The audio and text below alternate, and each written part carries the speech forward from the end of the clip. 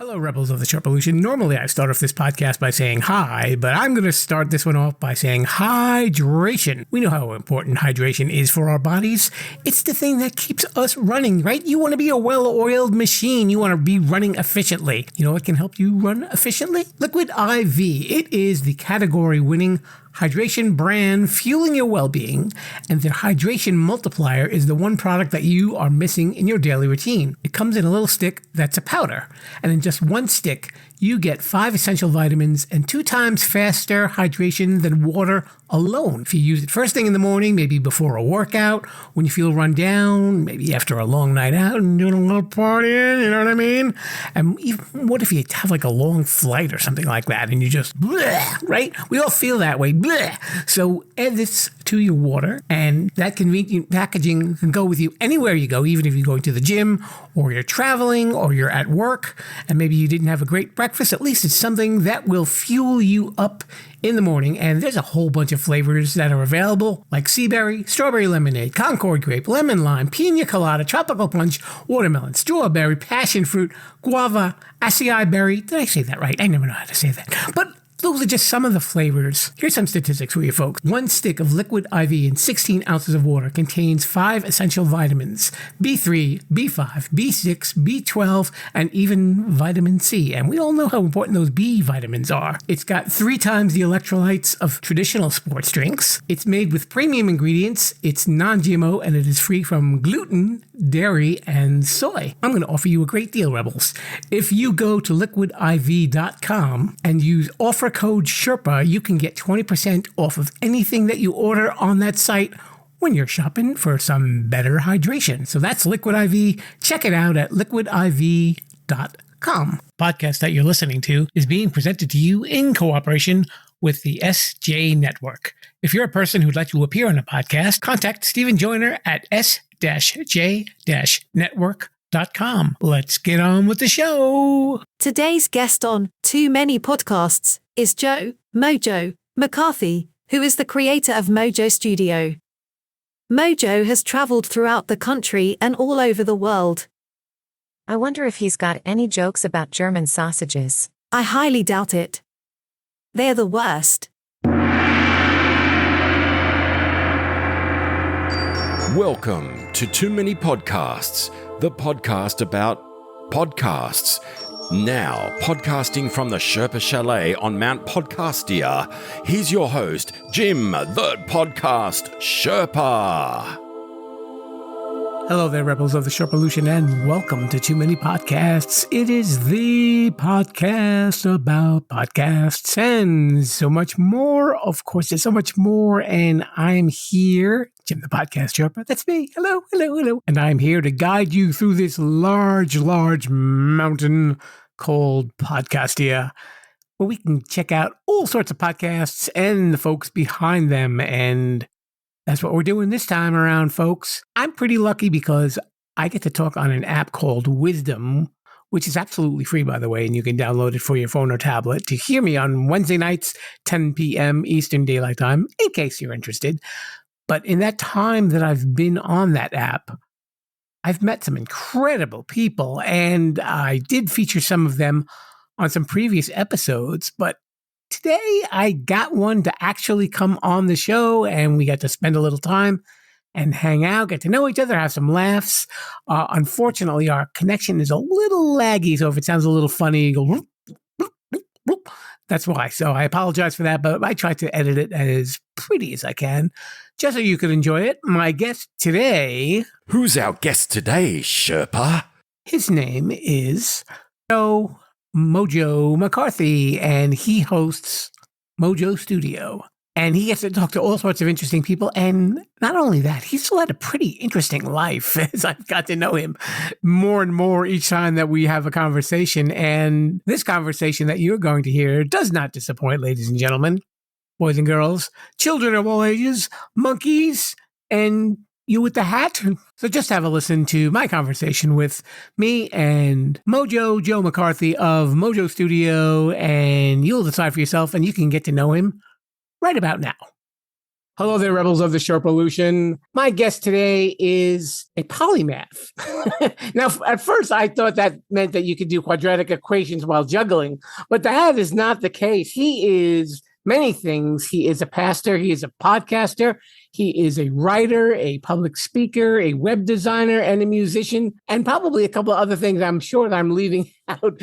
But he's a buddy from the Wisdom app that we got to connect. And he said, you know what, I want to come on your show. And we said, let's make this happen. And he is here today, ladies and gentlemen, Mr. Joe MoJOE McCarthy of MoJOE Radio. Welcome. MoJOE.studio, Jim. So good to be here with you. What happened first? What was the first thing that you were interested in? Because I'm sure were a lot of things happening simultaneously in your life. Well, I think part of that polymath thing, which I didn't even know what that word meant or didn't even know that the word existed until this last year. I just thought I was, as they used to say, jack of all trades, master of none, because I just always wanted to try, do everything. But I suppose in terms of the things that I have some expertise in now, it probably started with music. My mother, who for all of us kids said that we're going to learn how to read music and we're going to play the piano, started me on piano lessons in fourth grade. And those 2 years, fourth and fifth grade, was nothing but a battle between my mother and I. But much as I didn't like being in the house, playing the piano while all my friends were outside playing football and baseball in the yard, it turned out I did have a knack for that. And I learned not only how to read music, but how to play chords. And so when I got to sixth grade, we changed schools, and the new school had a band program, instruments. And so I begged my mom, I said, Mom, please, can I just stop playing the piano? It's such a nerd thing or a girl thing. I don't know what I said. I was, fifth grade. And my mom said, well, you got to play something, Joe, because you've got musical talent. So pick a different instrument. And as long as you're playing, I'll be okay. And so the little boy in me said, drums, I'll be a drummer. And my mom said, well, no, you will not be a drummer. So what? You said just pick an instrument, Mom. And she said, yeah, but drums, we lived in a fairly trailer house at the time. And my mom said, if you're playing the drums, Joe, we're all playing the drums and there's no escaping it. So pick something with a melody at least so we know that there's a song behind it. So the little boy in me, which at the time was maybe 11 years old, I guess, I thought about it and I thought, what's the next loudest instrument I could play? Trumpet. I'll be a trumpet player because I knew that was nice and loud. And that turned out to be the very fortunate choice, because I ended up playing trumpet through junior high and high school and college, but I ended up touring the world as a trumpet player. And it really became my passport to the world for a kid who grew up in Montana. And I'd seen maybe 3 or 4 states before I got my, out of my mom's house. To be able to tour the world as a trumpet player was beyond my wildest imagination. From what I understand, you played for the Pope? I did. So back, this would have been 1990. I was actually interning at a church in Hawaii, and a gospel music team was touring the world, and they came through and they played a concert. And as a trumpet player, I went up to their trumpet player and complimented him, his style and the music, et cetera, struck up a conversation. And so he could tell in the conversation that I must be a trumpet player as well. He asked me a few questions, and then he said, want to audition to join the group. And I was like, is that even a possibility? What do you mean? He says, well, we're going on a world tour. We're leaving for India in just a few weeks, and we're one trumpet player short. So he said, if you want to audition, I could audition you here right on the spot. So I auditioned. I was passed the audition. I was invited to join the group. And within 10 days, I went from Hawaii, where I was interning, to Visalia, California, which was the base of the group. And then within 10 days, we were off to India, and we toured in 7 weeks, basically making kind of a circle around the lower 2/3 of India in both large and small towns. And in March of that year, 1990, I got to play at the home convent of Mother Teresa in Calcutta. She was actually there. So we sang for the Sisters of Charity in the little courtyard there area. And then Mother Teresa invited us into her office, not an office as you and I would think of it, but her very humble place. And then she shared some of her amazing wisdom and love with us. And then just a few weeks later, we left India, we toured Europe, and in Rome, we We played at the Vatican in the Pope's Chapel for Pope John Paul II, who again was there in person, and he delivered. Was remarkable to me. I grew up in a Catholic church as a little kid, so here I was, little Catholic boy who went through the communion and the confirmation, and now I'm with the Pope, which is mind blowing. And then he delivered this message. I don't remember exactly how many minutes long it was, but he delivered it in 7 different languages without a translator. He did it all himself. Now my mind was blown. And then he came by to thank our group for providing music for his mass. And I was in the 3rd row, and I was sticking my hand up between the 2 rows in front of me, hoping somehow I'd get to touch the Pope. But that didn't happen. But I was that close. Well, you probably got closer than most people did. Yeah, absolutely true. Yeah, so to be Mother Teresa and Pope John Paul II all in the span of a few months, even I have a hard time believing that. And I was there. You ultimately became a pastor in your church? Back in 1990, that same year, I got ordained as a minister, and I was on staff at a church first as an intern. Then I toured the world really with a gospel group. So that was kind of a gospel missionary type of work. And then throughout my life, I've been in and out of churches as a worship leader, as the speaking pastor, as a children's pastor. I've kind of played many different roles, and the communications director. So that has been a common thread throughout my career. Not so the position of being paid as a pastor, but certainly that's part of who I am, just feeling that an opportunity to share my faith with anybody who's interested in searching and following. I consider that a privilege. You've seen like all 50 states, and you've been to like 30 countries. Is there any one country that stands out for you that has like a really memorable moment? Well, I would say India for sure stands out, because India, of all the countries I've been to, is the most different than anything I was familiar with. And so I studied cultural anthropology in college, thinking I was preparing to become a missionary. And so I felt, if anybody is prepared for being for culture shock, it would be me, right? But the culture shock in India was overwhelming, because there was nothing familiar. I couldn't pin any connections from my own upbringing or my own experience with the sights, the sounds, the smells, the food. All of that was just so foreign, right? That I was in culture shock for the better part of 2 weeks, just trying to get my bearings. And the low point, so we were in India for 7 weeks. Two weeks into it, I ate some food at a train station, even though I'd been warned not to. Some really nice folks at one of the towns where we did concerts. These youth, they wanted to bless us on our way out of town. So they offered us this meal at the train station. And you can imagine India has a much different standard of hygiene and cleanliness. And there's just people out there doing their thing, cooking, and who knows whether or not it's ever inspected. It didn't matter. I just felt like, who am I to say no to people who have very little, offering to pay for my meal as a thing? So out of sheer politeness, but not out of very education, I said yes. And I ate a stew and some bread. I think the words were puri and sabji, if I'm remembering correctly. And then I got on the train. We said our goodbyes. And for the next several days, I was sicker than a dog in India. And everything came out of every possible orifice in my body. And I got dehydrated. And I felt, this is one of the worst feelings I ever felt in my life. All the while traveling on a train, on a taxi, on a rickshaw, to a convent, lying on a cot underneath a mosquito net. In fact, I remember very vividly, Jim, that I was on this mosquito net somewhere in India. And because I was so weak and so sick and so tired, I laid down and I thought I had tucked in the mosquito netting, which was required before you go to sleep. And when I woke up, there was more mosquitoes inside the net than outside, which means I obviously was too delirious to have tucked the mosquito netting in the way I wanted. And then one of my buddies who was on tour with me, he brought some bananas and rice and just something very mild to help me get some nutrition in me. And I took like one bite and it all came back out.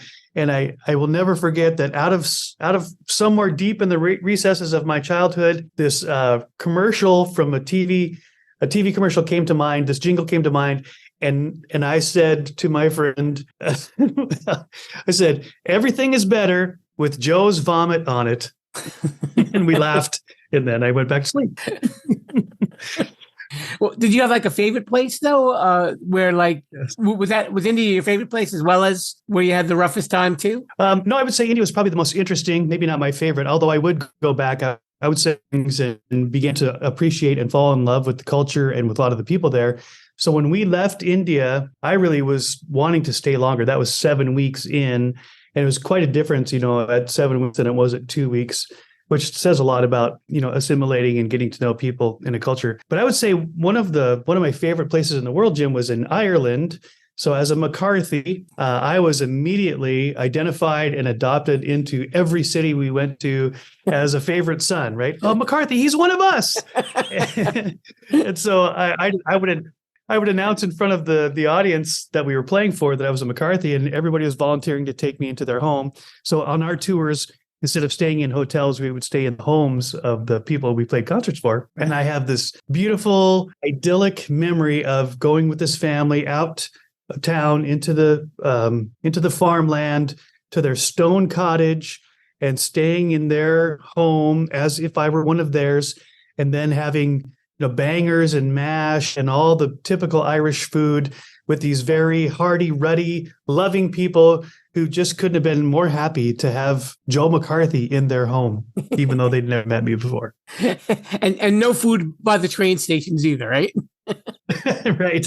No, I mean, fool me once, shame on me. Fool me twice, shame on you. How does that go? I guess anyway. No, I did not eat the train. You got it backwards, but that's again. Okay. Not since. You were also a contestant on the Wheel of Fortune? That's right. Yeah. So this would have been during COVID. I got a notice that someone was on Wheel of Fortune, and it was like a notification so that I could do PR about that person. And at the bottom of the email, it said, if you're interested or you know of anybody who would be interested in being a contestant, click here. And I'm like, well, that sounds interesting. So I clicked on it and I filled out the form, and they asked me to do a short video, among other things, as to why I thought it would be a good contestant. And so I made this, I think a 60-second, maybe 2-minute video about different places I traveled, including being in Africa. And I'll tell you this in a second, Jim, about having a mock lion attack while I was in Zimbabwe, Africa. And I ended my little video saying, you want me on that show. You need me on that show, or you want me on that wheel. You need me on that wheel. And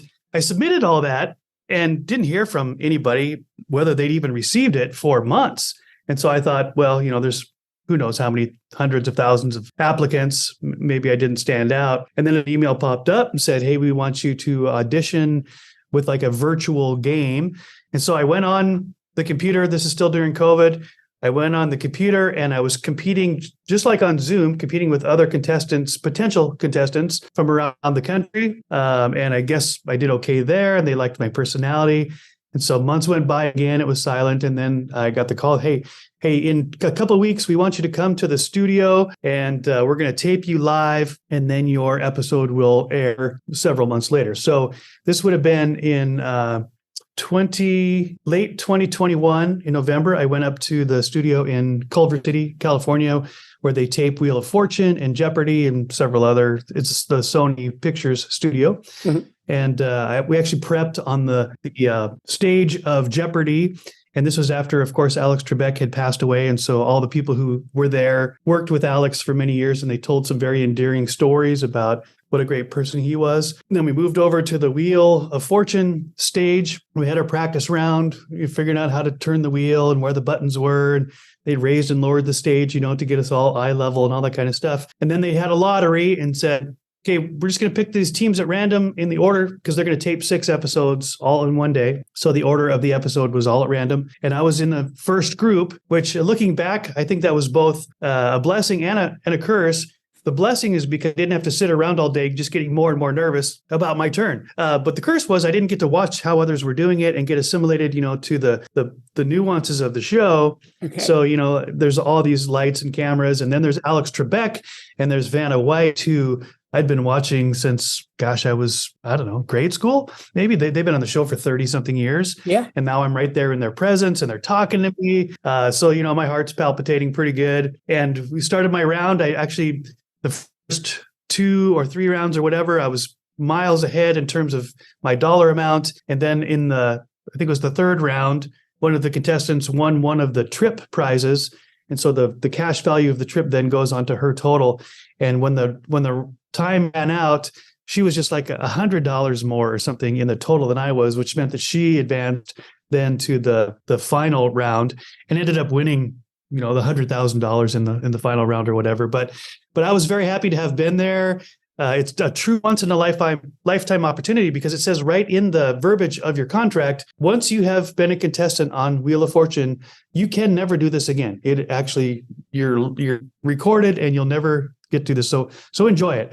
So I can say that I had a true once in a lifetime opportunity. Wow, that's pretty cool. All right, so we got to talk a little bit about the podcast too. So how did you end up getting involved with that? Because I mean, you got stories of you being all over the world and all over the country. Yeah, so that really started with COVID as well, Jim. I'm a very gregarious, outgoing person that wants to be with people all the time, social, and COVID shut all that down. So I was basically living in my kitchen, my living room, or my backyard, talking to the dog. And that was just drive nuts. I was stir crazy. So I pulled out my phone. I started going on walks with the dog, and I was recording stories of my travels around the world. As you mentioned, I've been to 30 different countries, all 50 states. And so I was recording stories of my travels, stories from my childhood growing up in Montana, and just posting those on YouTube for friends and family. And that kind of got me into this routine of recording and telling my stories and doing a little bit of editing. And then I came across a friend of mine who's been podcasting for quite a while. And he said, Joe, your stories would be great in a podcast. And I hadn't delved into podcasts. I wasn't listening to podcasts, wasn't really clear as to how that worked. But he gave me an orientation, and within just a few days, once I understood the mechanics of it, I started dabbling in podcasting. And when I was ready, I launched a MoJOE Studio podcast, and now I think I've published 55 episodes since. And I know on your show, you get to talk to a lot of different interesting people as well. I do, yeah. So I guess one of the advantages of my age is that I've met lots of interesting people along the way, and thankfully I've been friendly to them, because now when I will call them up or send them a note and say, hey, would you want to be my guest on the podcast? Everybody, yeah, just tell me when and where. And so I'm just like you, Jim, I'm just absolutely fascinated with the time that we live in now, that you and I, as regular guys, we have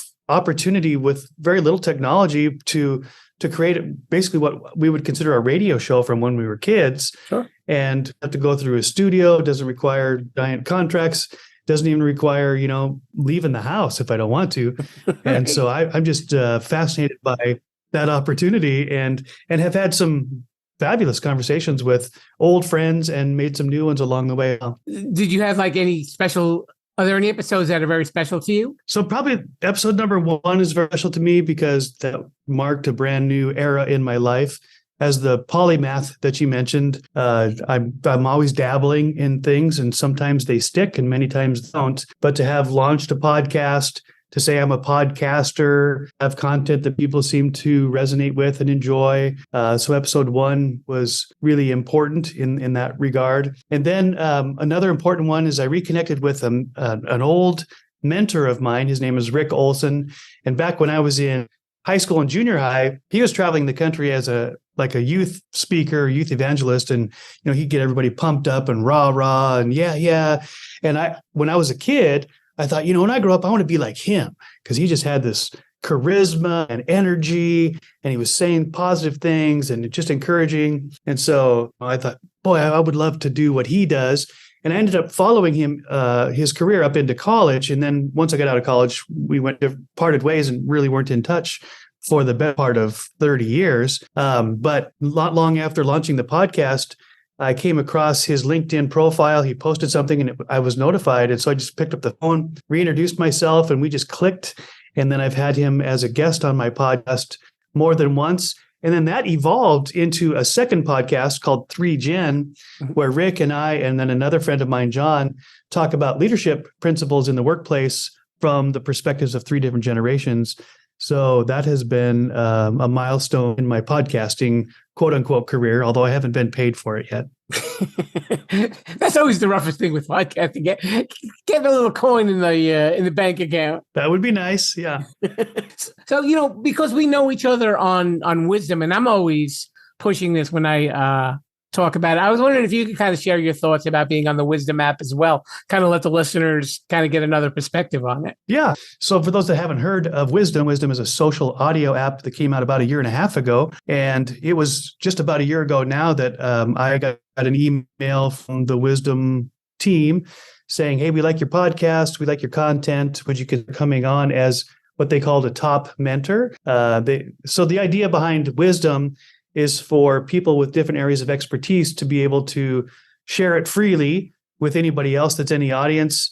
They can have these one-on-one conversations with other people listening in. And as I understand it, the founder, Dio, who's in the UK, was trying to, what she calls, democratize mentorship so that anybody, regardless of your socioeconomic status or your place in the world, could have access to people who have various expertise and actually have a conversation with them rather than just listening to a video or reading a book. And that was very fascinating to me because I really love the idea of communicating with people. And I think conversations can be very powerful.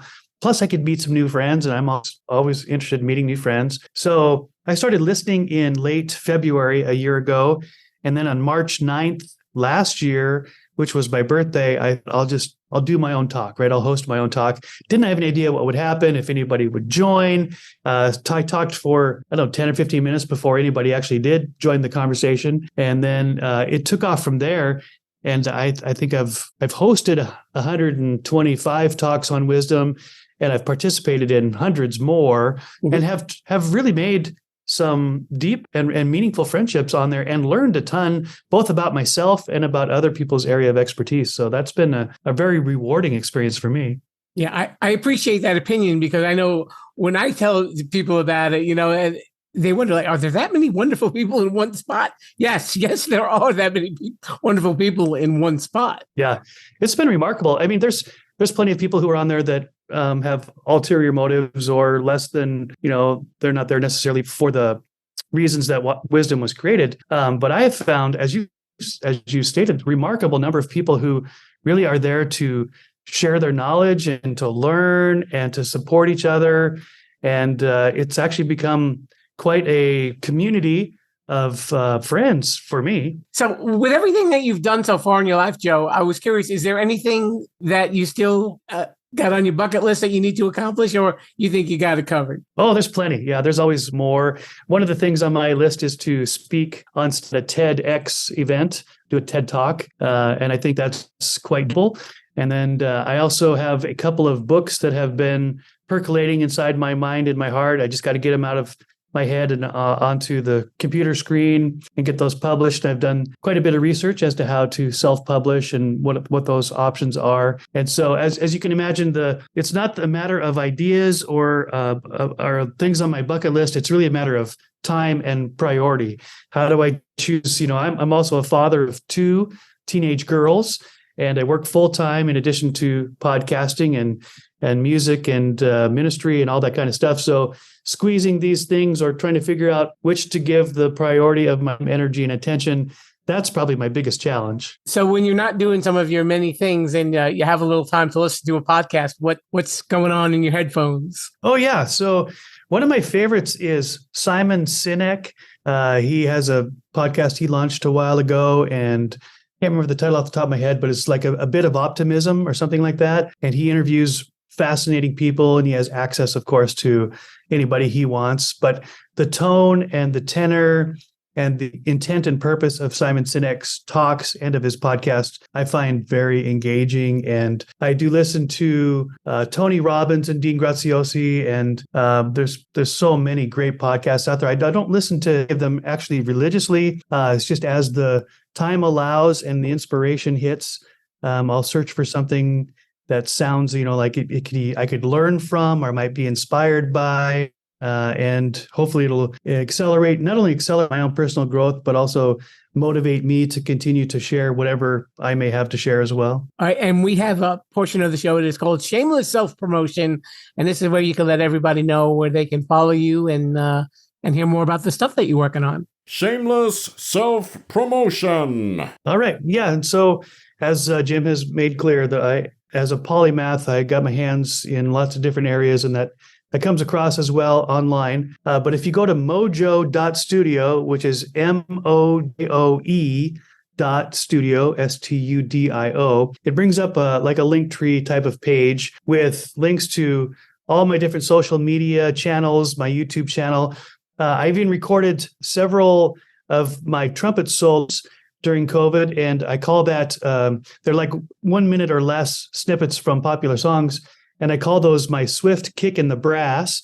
And so if you're interested in music or fitting, I showcased my trumpet music there on the YouTube channel. And then there's links to different places that you can connect with me, including the MoJOE Studio podcast. Okay, there you have it, Mr. MoJOE, Joe McCarthy of MoJOE Studio, and my buddy from Wisdom as well. Thank you so much. We finally got to hang out a little bit longer than 10 minutes, and we got to get to know you. So thanks for coming on the show. Oh, thank you, Jim. By the way, I just want to say for the listeners how much I've enjoyed listening to you on the Wisdom app. Sometimes I get to engage with you for a few minutes on Wisdom, and sometimes I'm doing when I'm not able to speak. But your humor, your good nature, the questions you ask, and the way you host your shows is always fun and refreshing. And I just want to thank you for the investment that you're making in the lives of others as well. Well, thank you very much. I really appreciate that. We're on that internet thingy at sherpollution.com. Now it's time for Sherpa Samples. If you've got a podcast you'd like us to sample, contact us, and we'll mention your name on the show.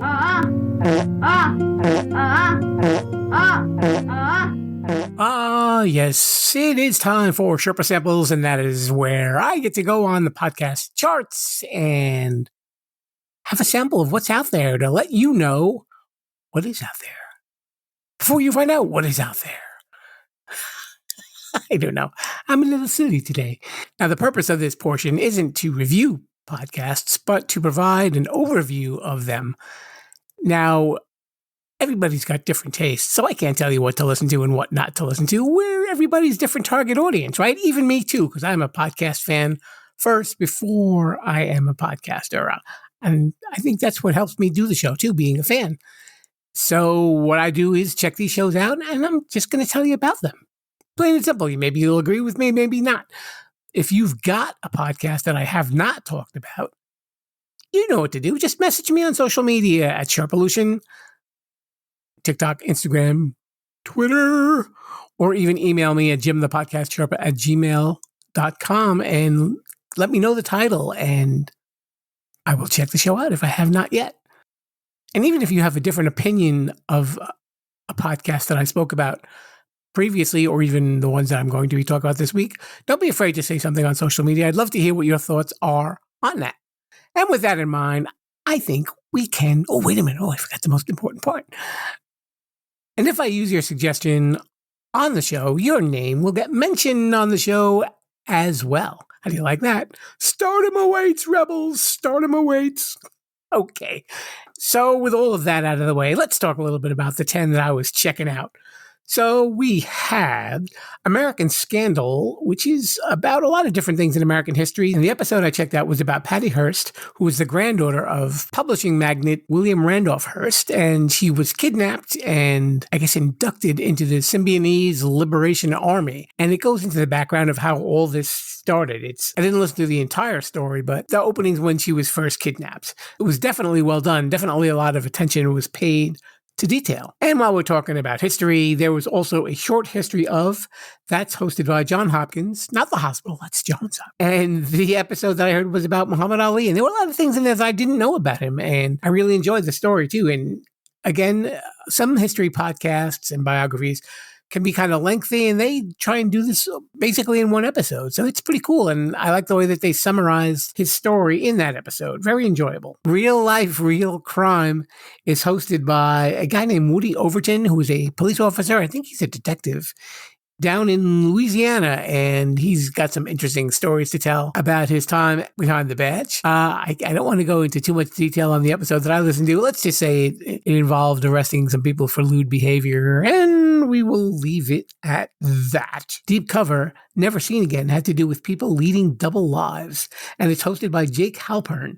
The episode that I was listening to was the start of a new season, and it had to do with two women who disappeared, one who may have been murdered and one who vanished, and the possible connection to them made by a small town detective. Definitely set up an interesting episode. I can say that for sure. The Sean Ryan Show is a talk show hosted by an ex-CIA operative and a former Navy SEAL. So he talks about a lot of different things about people doing heroic things. One of the episodes that he had, I think they were given a cease and desist order by the Canadian government based on the subject matter of the person that they were discussing. I think it finally got declassified, though, that they were able to do it. So I think that was kind of interesting. You don't really hear stuff like that on a podcast. And the episode that I was listening to, they were actually talking about the episode being censored. Dag Ewart-Mills is an evangelical minister who has very popular sermons. And I listened to one of his sermons, which I think was done in the Philippines, if I'm not mistaken. And the title of this sermon was called, Can't You Do a Little Bit More? And I thought it was really interesting. He's a very charismatic speaker. The crowds love him. So, I mean, if you want to get in touch with a little bit of spirituality, we don't argue religion here at the Sherpa Chalet. It was definitely inspirational talk. If nothing else, if you want to check that out, if you need some of that for your day. And I believe his wife also has a podcast as well, doing the same type of thing. I listened to two podcasts that were hosted by folks from social media. One was called See and Wit Productions, and the other one, Aware and Aggravated. Now, See and Wit Productions, I think the ladies were from TikTok, as was Aware and Aggravated, I think, Leo Skeppy. I hope I'm saying his last name right. I'm not sure. And See and Wit, or I think it's like Kristen and Whitney. And I guess they're going to talk about a lot of dating stuff and maybe other things in the future. It was the first episode that I listened to that had just come out. More episodes have come out since I first listened to that episode. The episode of Aware and Aggravated, Leo was talking about ways that money ruins your life. These are ones that I can definitely say I am definitely not their target audience. And I thought it was kind of interesting that, they want to give their listeners advice when, in my opinion, it sounded like they had a lot of issues themselves. The episode especially with Aware and Aggravated, this guy Leo sounded more aggravated than aware. He seemed to be harboring a lot of bitterness towards fame. And I don't know, it was a little off-putting for me, but you might feel other words if you're a fan of his from the social medias, whether it's TikTok or YouTube. I'm not sure which one. But anyway, if you want to check those out, those podcasts are out.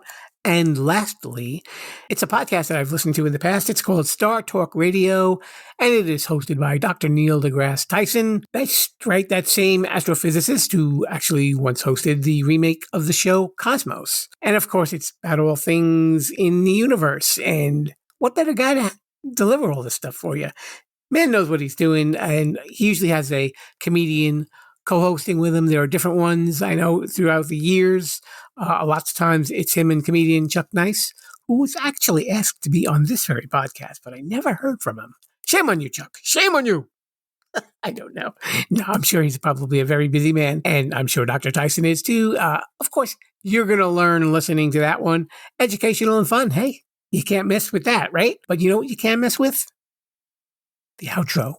Let's get out of here. A very special thanks to my buddy MoJOE, Joe McCarthy of MoJOE Studio, and be sure to check out his podcast. And also, if you are on the Wisdom app, look for him there too and follow him, and you get to hear some of his great talks. He's a super nice guy, very inspiring, and like I said, super interesting, as you could tell by that interview. If you want to follow the show on social media, Sherpalution is the word that you need. Twitter, Instagram, and Facebook, that's where we are, and you can keep up with the doings of the show. And we've still got that 100 review contest going on. You know what you got to do. If you are enjoying the show, and you can leave a nice review for it on Apple Podcasts, once you do so, just let me know, and you will be entered in contest for some free podcast merchandise. But I'm waiting until I get 100 reviews, so be one of those 100.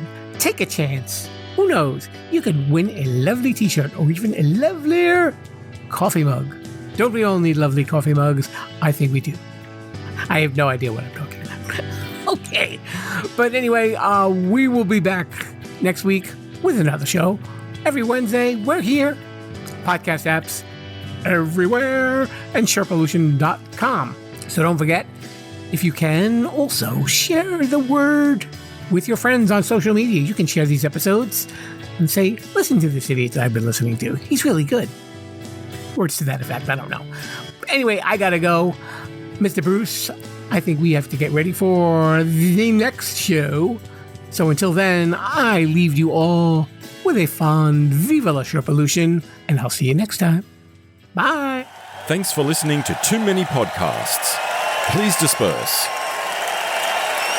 You can go home now. I said you can go home now. Viva la Sherpalution. Viva la Sherpalution. Oh. Yeah, I'll come back now, you hear?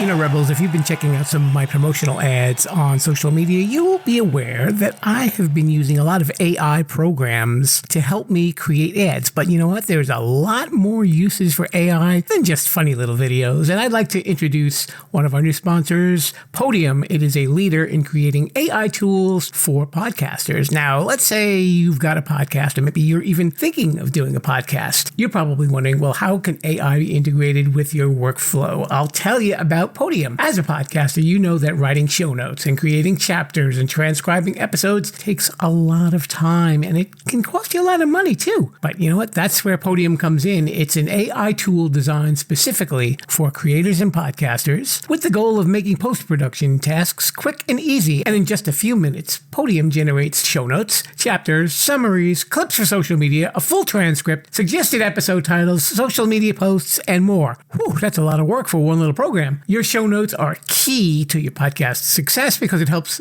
new listeners find your podcast and they'll know if it's a fit for them. You know, kind of like Too Many Podcasts. It also improves your SEO, that's your search engine optimization. Ooh, big phrase there. And overall accessibility. And with Podium, you can focus on creating a great podcast and let Podium's AI do the heavy lifting. But Podium isn't just for solo creators and podcasters. It's a game changer for editors, producers, marketers, agencies, and production studios. Teams that use Podiums are able to increase workloads, decrease turnaround times, and improve their quality. How does it work? Very easy. First, go to Podium's website, and you'll see that link that's right there in the show notes. You get 3 hours free just to try it. Pretty cool, huh? And using that link also supports this show as well. And you know what else happens? Because I'm a good guy. You use my link, you will get 50% off for your first month. So visit the site, upload an MP3 file, and download your files, and that's it. And if you need anything else, you can use Podium GPT to generate articles and any marketing copy you might need in seconds. Instant show notes, transcripts, chapters for your podcast or channel. This will level up that podcast. So check out Podium today.